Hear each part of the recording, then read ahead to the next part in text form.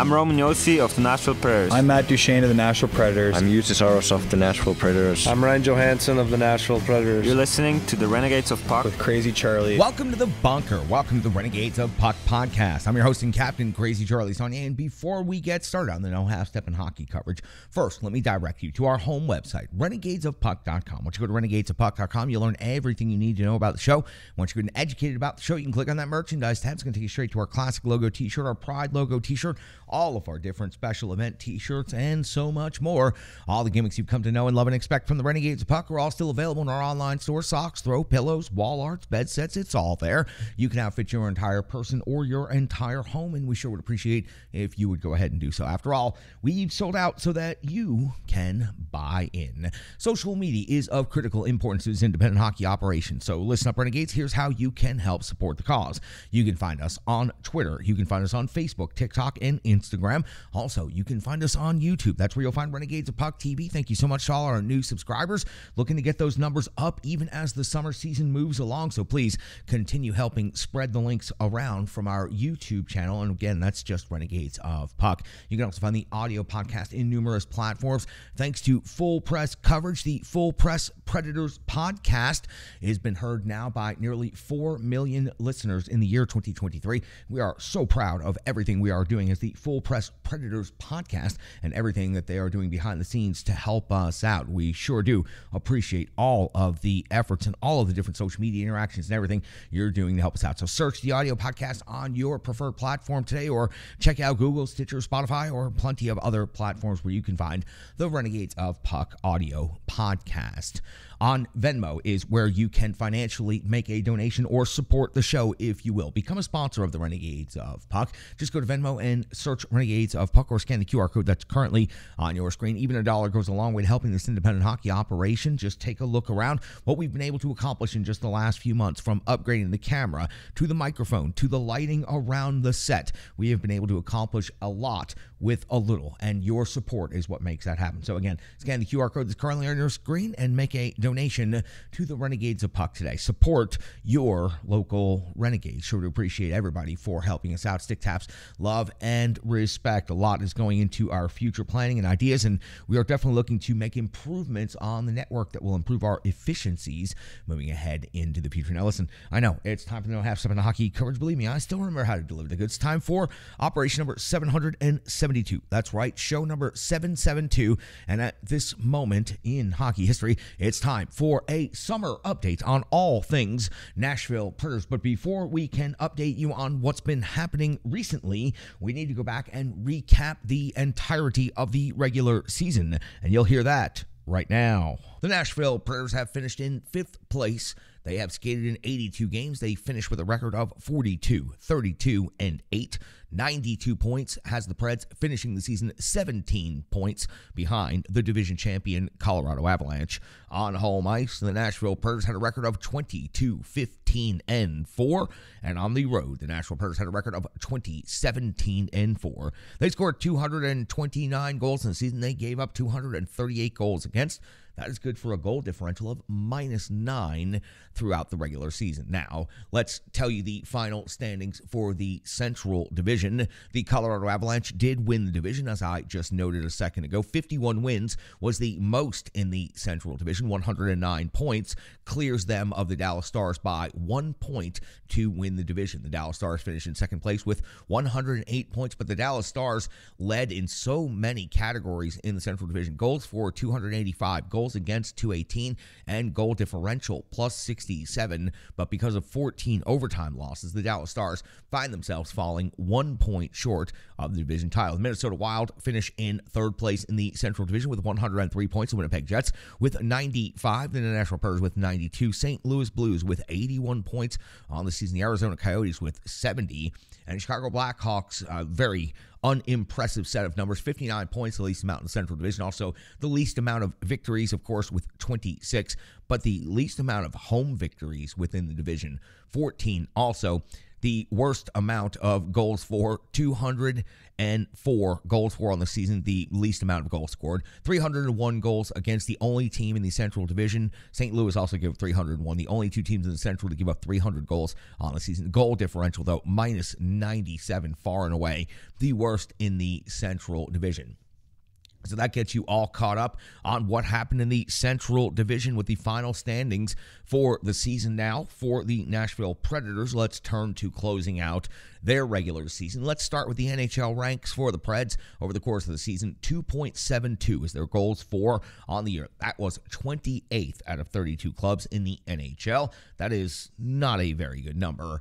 2.88 was their goals against on the season. That is 12th best in the NHL. Not bad, finishing near the top third of the NHL. In the shots for category, the Preds struggled all season long to generate shots on net, and without Roman Josi down the stretch of the season, it was dramatically worse. 29.5 shots on net for the season is 23rd in the NHL. And the shots against, again, the Preds gave up way too many shots. When we talk about UC Saros' final season stats, it will be reflective where he ranks amongst league leaders, how much work he had to face this season. The Preds gave up 33.3 shots against per game on the season. That is 27th in the NHL. The Preds power play was never very good this season. 17.6% was their conversion rate. That is 27th rated in the NHL. 44 conversions on 250 opportunities. Now, the Predators' penalty kill absolutely surged the late portion of the season. 82.6% was their kill rate. 48 power play goals against on the season. The sixth best power play in the NHL this season. Not their best complete statistical metric in league rankings, but of the most important statistical metrics we talk about, sixth overall in PK. Highly impressive stuff by the Nashville Predators. Dropping down to the next tier of statistics for the Preds on the season, face-off winning percentage. Didn't talk about it nearly enough this season. Eighth best in the NHL, 52.2%. Ryan Johansson, when healthy, was near the tops in the league individually. Penalty minutes for the Nashville Predators, 791 on the season. That was 10th overall in the league. Minor penalties, 286. That was 12th. Major penalties, 29. That was 8th overall in the NHL. Now, here is the Nashville Predators' number one category that they led in the NHL in any statistics. They are the third highest rated team in the league in total hits for the season, 2,242. In block shots, Preds finished the season sixth overall in the NHL, 1,322 blocked shots. So that's where the Nashville Predators finished in the standings, and now where the Nashville Predators finished in the team rankings.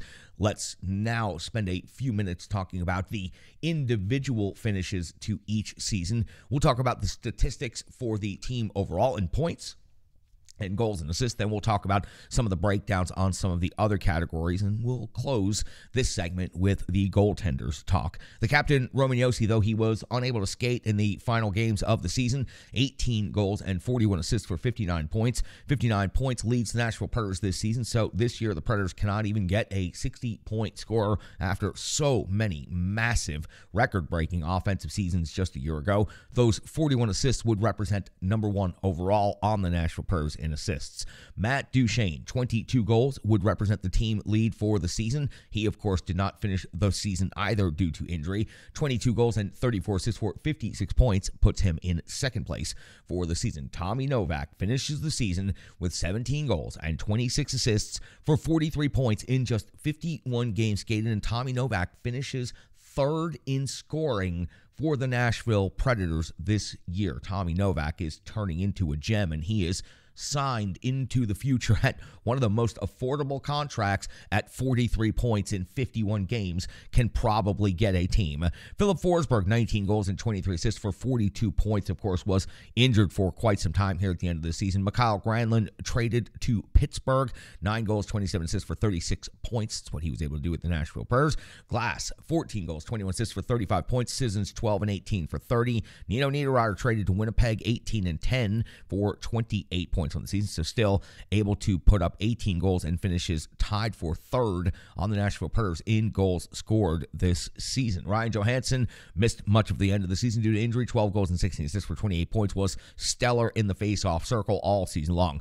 Parson gets his first taste and opportunity at the NHL, puts up 6 goals and 19 assists for 25 points. Injury slowed him down at the end of the season, but he put up a highlight reel goal that is maybe an all-timer for the franchise, and now he will get every opportunity to go back to Milwaukee and participate in the AHL playoffs. Trennan finishes the year rather depressed when it comes to the offensive statistics, only 12 goals and 12 assists for 24 points, but good to see Trennan maintaining the jam and playing hard each and every night. McDonough, 2-18 for 20 points, and he really, truly is one of the best acquisitions this Nashville Predators team has possibly ever had. Philip Tomasino at 5-13 for 18. Ekholm traded Edmonton, but still put up 5-13 for 18 for the Reds. Cole Smith, 4 goals, 13 assists for 17. Luke Evangelista, 7 goals and 8 assists for 15 points in his first taste with the NHL. And 5-9 for 14 points was Tanner Jeannot before he got traded to Tampa Bay. Sherwood finishes the season with 7 goals and 6 assists for 13 points. Jankowski, 7 goals, 3 of those shorthanded, 5 assists for 12 points.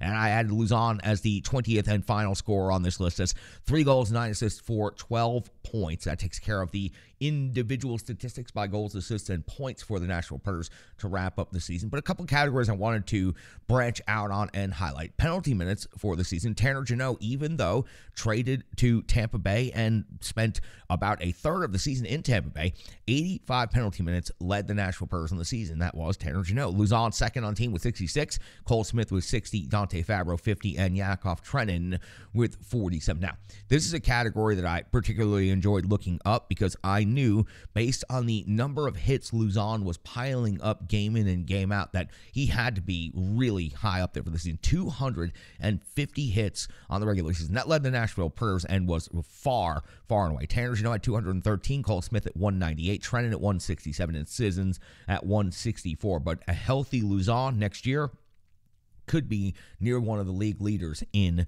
total hits. Block shots, Ryan McDonough, again, just the most fantastic addition to this Nashville Predators franchise in every way. Led the team in block shots at the end of the season with 165. The captain, Roman Josi, with 148. Dante Fabro with 129. And no shocker here, time on ice for the season.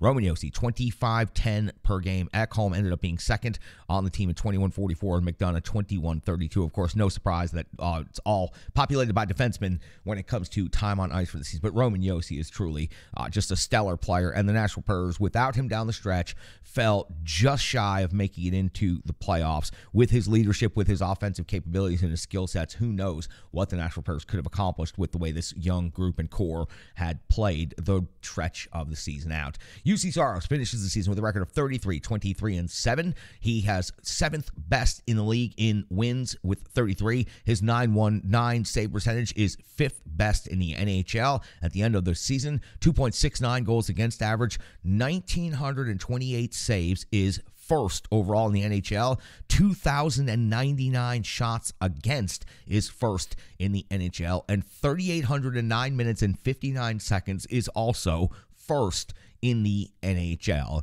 UC Saros may not have the goals against average, and he may not have the top save percentage in the NHL, but he kept his Nashville Predators in the race up until the dying periods of the season, and for that and for the numbers that he leads in the NHL, I truly believe he should be a Vezina finalist this year. No, I do not believe he should win the Vezina. I do believe that there are goaltenders that are superior to him in most statistical categories, and team results, of course, are going to play a factor into this, and GMs are always wowed by teams that finish near the tops of the standings anyway. I believe it's Olmark's Vezina to lose, but I believe UC Saros deserves, has earned, and has kicked the door in on becoming a Vezina finalist again this season. If he can get out of the gate hot next season, who knows? He could put up a season just like Linus Olmark has this year. Kevin Lankinen, the backup goaltender for the Nashville Predators this year, very respectable season. 9-8-1 overall on his record, a 9.16 save percentage, 2.75 goals against average. He was put in there in some very difficult circumstances, especially early in the season,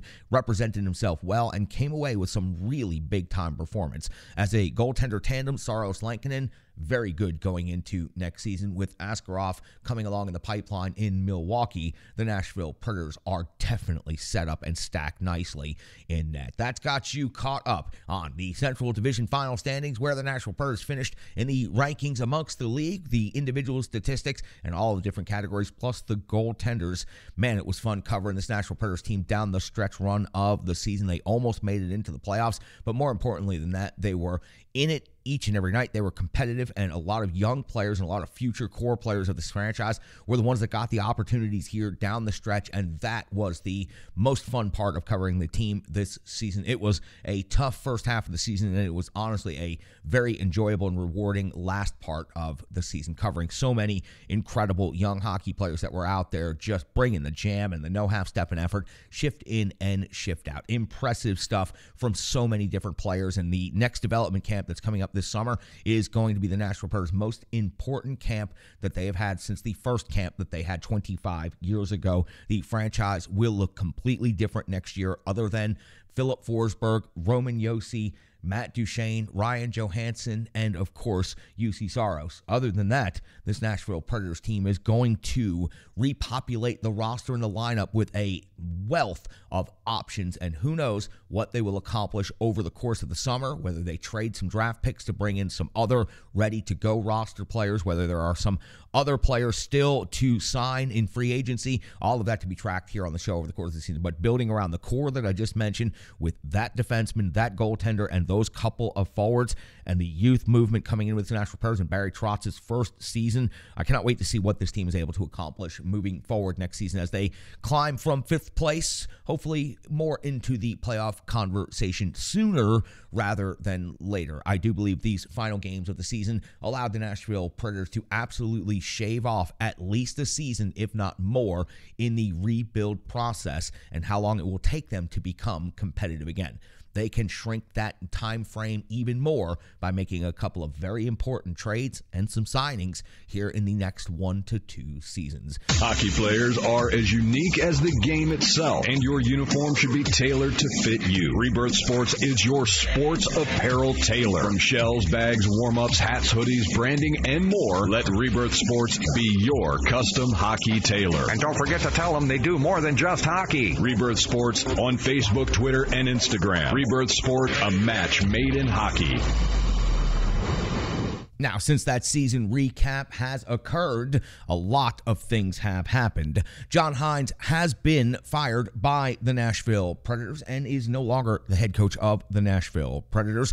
Was he left twisting in the breeze from the end of the season until late May? Well, you may think that. 6+ weeks is a long time to keep a guy on the job when you know you have no future plans for him. At this point in time, John Hynes is still unemployed, and I do think the Predators could have relieved him of his responsibilities right at the end of the season, allowing him to get in the coaching recycle bin just a little bit quicker than he was able to do. It looks like John Hynes probably going to end up sitting out, well, at least until he gets recycled mid-season by an Eastern Conference team. It was rumored that he might be involved in the New York Rangers job, but former Predators head coach Peter Laviolette actually took that job. Now, with John Hynes moving out from behind the bench for the Nashville Predators, we had made the case for Carl Taylor, the head coach of the Milwaukee Admirals. He interviewed during the conference final for the AHL when Milwaukee was taking on the Coachella Valley Firebirds. There is still an assistant coaching spot open behind the bench of the Nashville Predators. Is that possibly where Carl Taylor is going to land once he has an opportunity to see what the landscape looks like? And also, I asked the same question I did with John Hynes. Did the Preds do him a little bit dirty, leaving him twisting in the wind? And I don't think so. Carl Taylor was obviously interviewed for the job, and the Nashville Predators think very highly of him. The Milwaukee Admirals would benefit tremendously from still having Carl Taylor on the job next season if he is willing to remain in that job. And the Nashville Predators do have an assistant coaching job open here at the NHL level. But for Carl Taylor, he easily could have become the head coach of the Nashville Predators. At this point, there are no further jobs available at the NHL level, except for possibly some assistant and associate associate coach jobs. Carl Taylor has been rumored to be perhaps being talked about in a couple of those situations. But Carl Taylor at this point is still exactly where he was last time we talked. And the Nashville Predators did hire that brand new coach, and it was Andrew Brunette. He played for the Predators, of course, their inaugural team in 1998-99, scored the first goal in franchise history for the Nashville Predators, skated in 77 games, scored 11 goals and 20 assists for 31 points, also had 26 penalty minutes. He was a bit of a journeyman in the NHL. Besides the Nashville Predators, also played for the Washington Capitals, the Atlanta Thrashers, the Minnesota Wild, more than once, the Colorado Avalanche, and retired in Chicago with the Blackhawks. Overall, 1,110 games played in the NHL. Highly impressive number right there. 268 goals, 465 assists, 733 points in total, 314 penalty minutes, and during his playing career, participated in 49 playoff games, 17 goals, 18 assists, and 35 points in the playoffs. He's got the experience, and he has certainly been there before. Been around a lot of different places in the NHL as a player, played through the 2011-2012 season, but then his coaching career, and this has also taken him to a couple of different stops now. It began in 2015-16 with the Minnesota Wild, of course, a former Wild player. Started there as an assistant. 2019-2022 becomes an assistant coach with the Florida Panthers, and in the 2022 season, early in the season, he was named the interim head coach of the Florida Panthers when Joel Quenneville had to be removed from coaching responsibilities. Put a record up of 51-18-6. They would lose in the second round of the playoffs. That would be considered a disappointment considering the regular season that the Florida Panthers had. So he was not retained as the full-time head coach going into the next season. And of course, the Florida Panthers just made the Stanley Cup final and just fell to the Vegas Golden Knights. So for the Florida Panthers, they probably made the right call in this situation. A tough call, but probably the right call. After leaving Florida, headed to New Jersey for the 2022-2023 season as associate coach, and the Devils saw a huge turnaround, making a return to the playoffs and defeating the New York Rangers, and a lot of that credit special teams and the growth of the young players, and a lot of that was credited to Andrew Brunette behind the bench, working with those groups and helping New Jersey. So there is absolutely no doubt that Andrew Brunette has had the buzz around him the last couple of years. This will be his first full-time opportunity to be a head coach in the NHL, and he's got a reputation for special teams coaching. And you look at the improvement in New Jersey, the style of play, enthusiastic, entertaining, and fun to play. That's a quote from Andrew Brunette about how he wants his Nashville Predators squad to play. And I think we can all support and get behind the concepts and the phrases of playing enthusiastic, entertaining, and fun hockey out there. How they execute that now is what we will learn firsthand going into the first season under Andrew Brunette. How will that help Forsberg and Josi? Those two players are top-level skill at the NHL level, and there is no doubt Roman Josi is going to thrive in this type of environment. Filip Forsberg, I think, could take the biggest leap. Already a 40-goal scorer in his career. I cannot wait to see what Filip Forsberg does under this particular kind of coaching philosophy and coaching style. And the amount of youth that we saw infused into the lineup, from Tommy Novak down to Luke Evangelista and Afanasiev and beyond. We saw so many good, talented young players getting the opportunity with the Nashville Predators this year, and they are going to have their opportunity to make the team coming out of training camp. Andrew Brunette, first-time GM Barry Trotz, all going to have a fresh look at a roster that's going to be dramatically different than what the Nashville Predators went into last season with. So I do think that some of the veterans with the high-end upside offensive skill are going to benefit from this coaching hire, and perhaps some of the veterans, Johansson and Duchesne, are going to get a little bit of boost as well, especially when we see how the line combinations start to shape up coming out of training camp going into preseason. There's so much with this Nashville Predators team that is interesting and intriguing going into this next season. There's going to be growing pains. There's no doubt about that, but it is highly, highly intriguing to see where they are going at this point in time. And that brings us to Barry Trotz. Barry Trotz, first-time GM. This is his first coaching hire, giving Andrew Brunette, a player that played for Barry Trotz, an opportunity to be a coach behind the bench here in Nashville. There's a lot of history between the two of them, and for Barry Trotz, he now enters his rookie season as a GM after having a lengthy lengthy career as a head coach. So Barry Trotz steps in, and his first ever draft just happens to be taking place at Bridgestone Arena, the home of the Nashville Predators, and 13 picks overall, and that is the most in the NHL this year. 5 of those 13 picks were acquired via trade last season. Of course, that was David Poile was still the GM, but Barry Trotz was serving in a support/learning role as the future GM of the Nashville Predators, GM in waiting, if you will. So Barry Trotz was certainly involved with those trades. Now we go into Barry Trotz's first draft as a GM, and the Nashville Predators, I mentioned 13 picks, 2 of them in the first round, number 15 and number 24. By all accounts and by every writer who has written up the prospects in this draft, it is a deeper draft than we have seen in several years, and the Nashville Predators should be poised to pick up significant talent coming up in this draft. Now, with the amount of draft capital they have, with some perhaps prospects and players on the roster, they may still be in movement or in flux.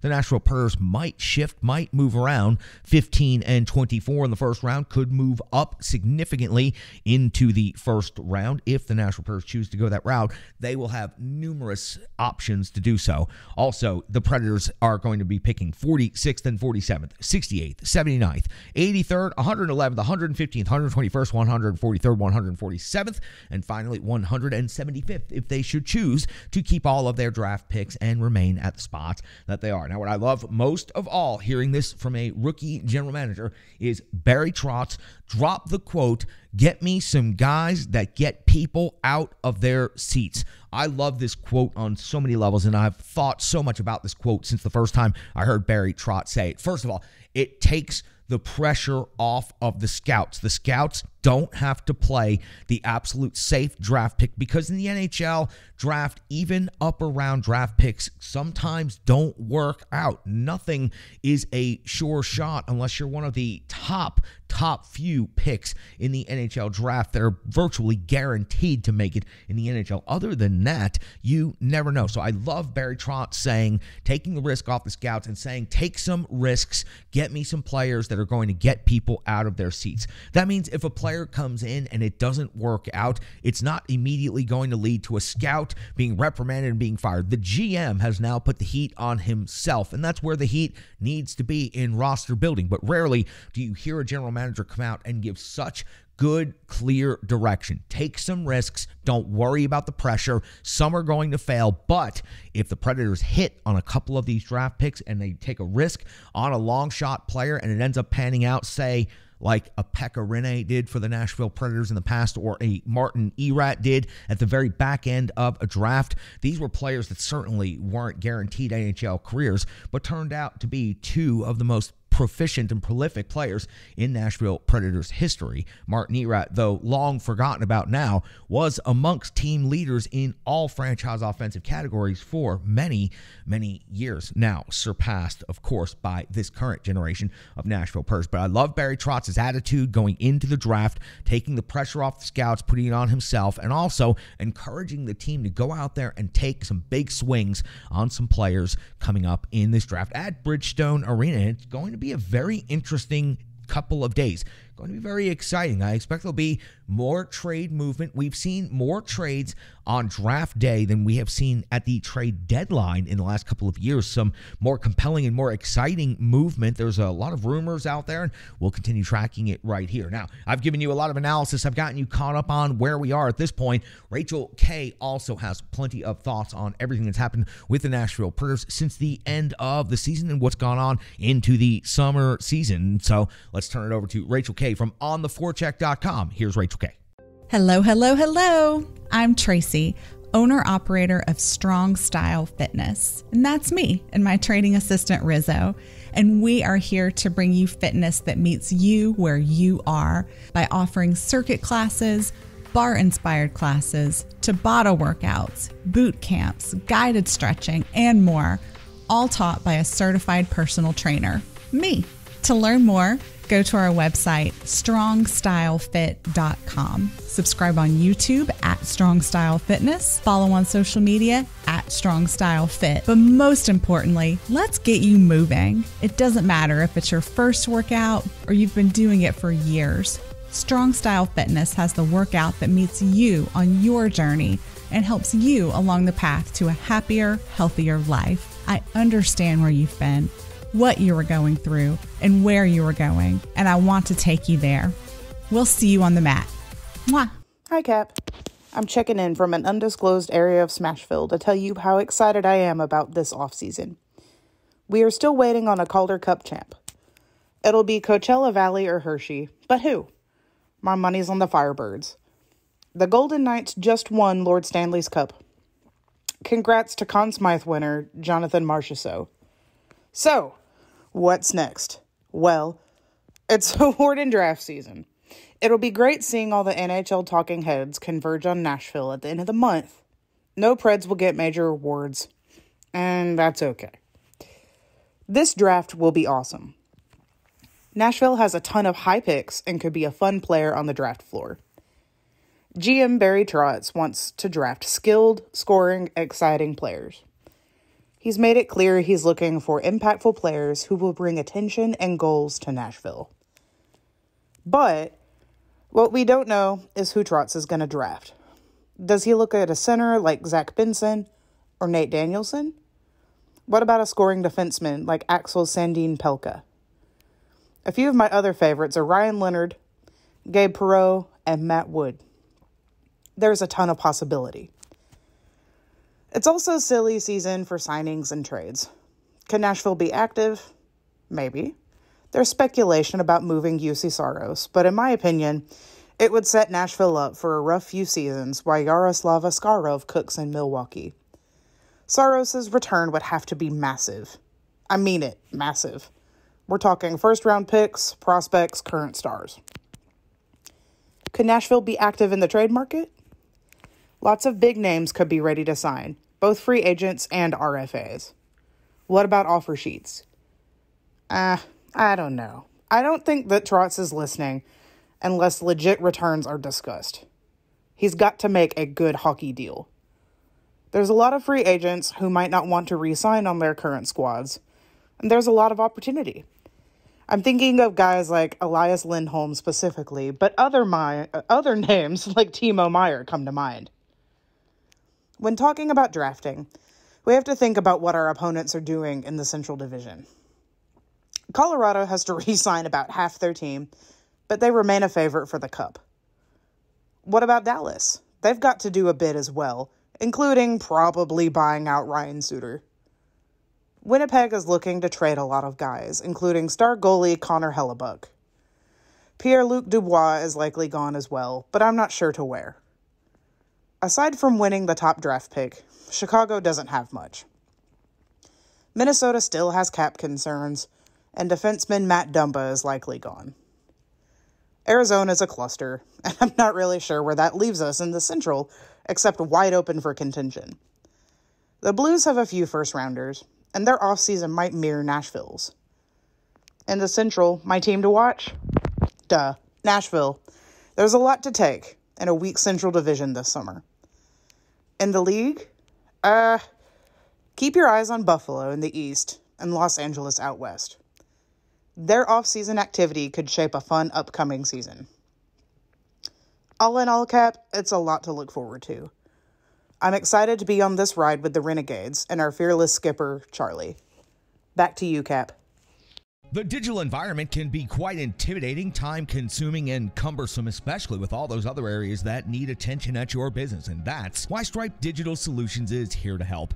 I know because that's exactly what Stripe Digital Solutions did for me and the Renegades of Puck. From designing my home website and helping me create my merchandise to special event posters, brand building, and social media management. But it's not just that, it's so much more. Stripe Digital Solutions has helped me every step of the way. From startup to full-time operation, Stripe Digital Solutions has been there to assist and advise every single step of the journey. In today's fast-paced world, the path to success is having a strong digital partner, and nobody is better in the trenches than Brandy and Stripe Digital Solutions. Get the solution before it's even a problem with Stripe Digital Solutions. And as we wrap up this, getting you all caught up to where we are here at the end of June, I have to say congratulations, stick taps to the Vegas Golden Knights for winning the Stanley Cup.